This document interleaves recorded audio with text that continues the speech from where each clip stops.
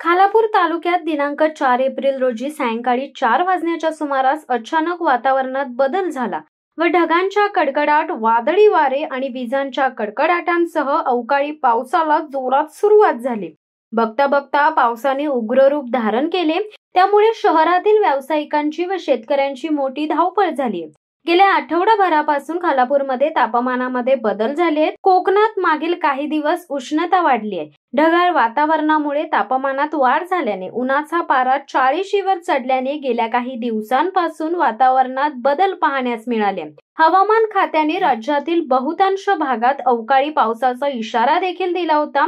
मात्र शुक्रवारी खालापूर तालुक्यासह शहरातही अचानक आलेल्या अवकाळी पावसाने थैमान घातले व तालुक्यासह शहराला पावसाने चांगले झोडपडून काढले।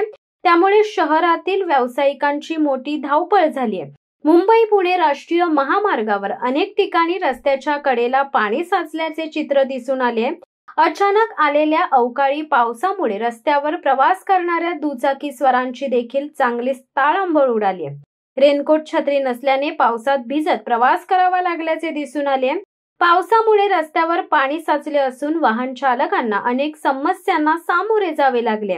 वादळ वारा व पावसामुळे तालुक्यासह शहरातील वीज प्रवाह खंडित झाला होता। रस्त्यावरचे व्यावसायिक आणि भाजी विक्रेते यांना पावसामुळे गाशा गुंडाळावा लागलाय। वादळ वारा व पावसामुळे वातावरण बदलले होते। दुपारच्या उकाड्यानंतर पावसामुळे वातावरणात काहीसा गारवा निर्माण झाला होता। शिवसत्ता टाइम्ससाठी खलील सुर्वे, खोपोली। दे धडक बेधडक वृत्त देणाऱ्या आपल्या शिवसत्ता टाइम्स न्यूज चॅनलला लाल बटन दाबून सबस्क्राईब करा आणि बेल आयकॉनला क्लिक करायला विसरू नका।